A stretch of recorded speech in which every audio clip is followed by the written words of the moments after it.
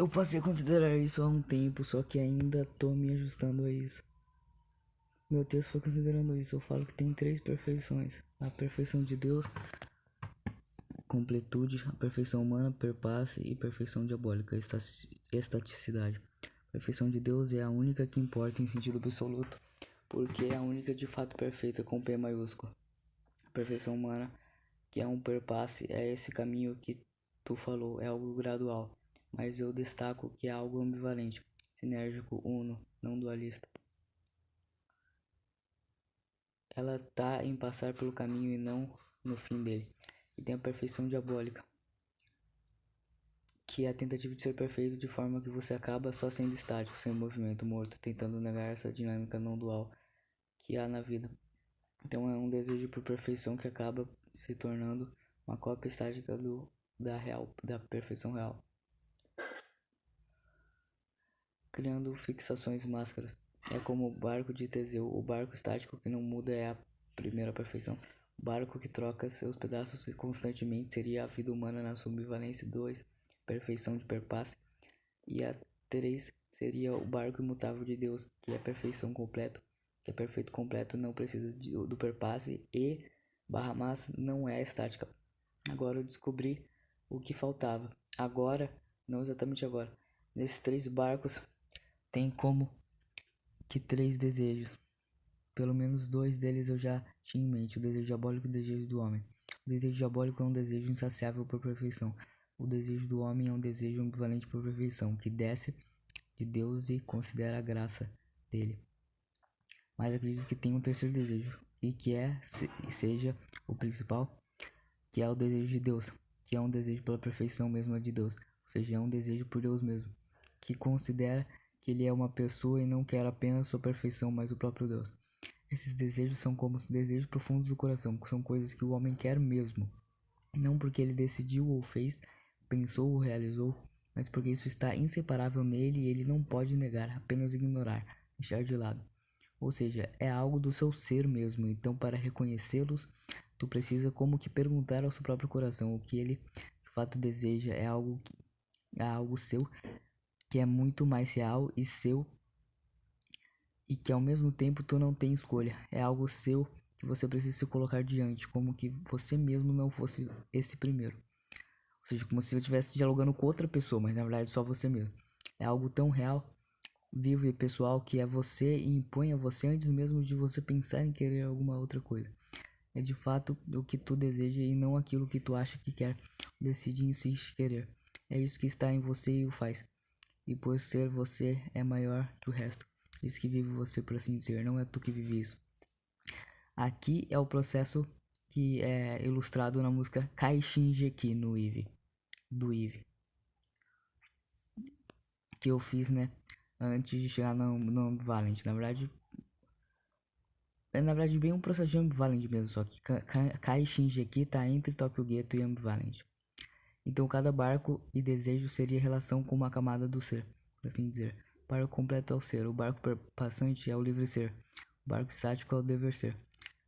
Cada desejo está para um desses três. O desejo diabólico está para o dever ser, o desejo humano para o livre ser, o desejo de Deus estaria para o ser diretamente. É esse desejo insaciável de perfeição que me faz seguir querendo fazer o bem, fazer com qualidade minhas ações, dar-me nas coisas, melhorar, cumprir os mandamentos, etc. Esse desejo ambivalente por perfeição que me faria seguir recebendo a graça gradual de Deus e passando por esse processo, sabendo que isso que importa, largando minhas máscaras que escondem essa imperfeição, passando pelo caminho aos poucos e vivendo a minha vida, sem sabotá-la e largando de excluir um lado dela para ficar fixado em outro. Nesse caso, os três de fato seriam reais e necessários. O que me faria querer melhorar moralmente? O que me faria querer melhorar moralmente é o primeiro, que me levaria a isso, o desejo diabólico. Porém, eu sei que a coisa é um processo, por isso eu também devo ter o desejo humano, a ambivalência. Mas acredito que eu não devo tentar destruir ou excluir um ou outro, que os dois são reais, ambos pulsam em mim. Porém, com o terceiro desejo, a coisa mudaria de sentido para o melhor. Parece que encaixou algo que faltava.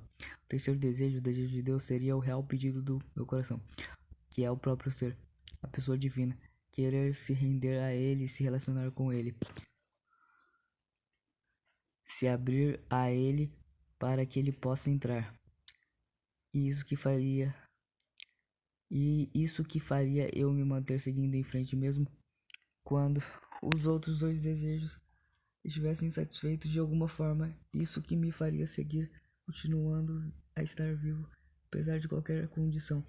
Isso que faria a vida, entre parênteses, isso que faria a vida das pessoas ter sentido, já que mesmo quando elas chegam ao ponto de se matar, ainda elas não fazem isso como se fosse a coisa mais natural do mundo. Quando uma pessoa diz que não vê sentido na vida ou que quer se matar, ela ainda está vivendo e está viva quando diz isso. Então, no fundo, há um sentido, mesmo que ela ignore. No caso, o que ela faz é só ignorar.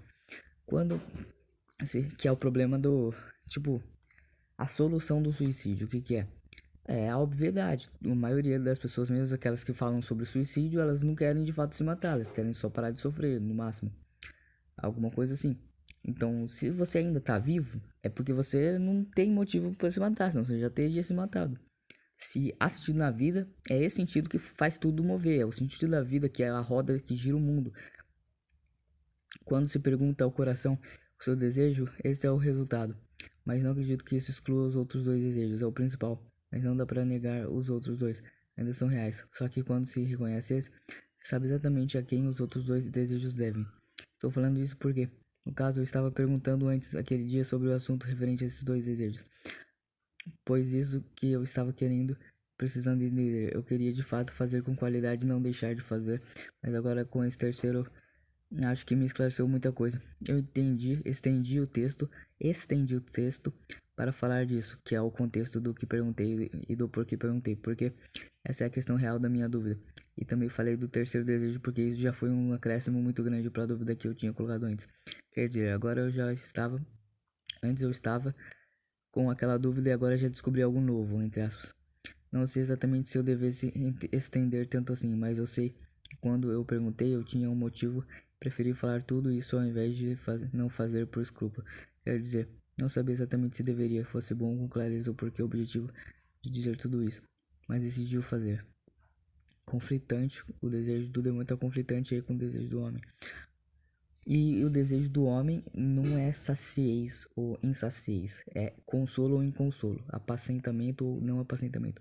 No caso, eu sei que o que eu fiz foi explicar o contexto da minha dúvida inicial e falar do ponto novo que descobri. Então, lendo isso, se eu conseguir ser claro para tu conseguir entender o que eu estou falando exatamente, tu poderia talvez conseguir me ajudar de forma mais certeira ainda do meu problema com a perfeição. A dúvida inicial ainda poderia elucidar melhor o ponto novo. Comecei a notar de forma ainda melhor que é o desejo de Deus. Mas sei que isso é um problema individual meu e tô procurando melhor sozinho. Não precisa ler para responder assim. Que acordar ou ver a mensagem, pode ver quando quiser e achar melhor.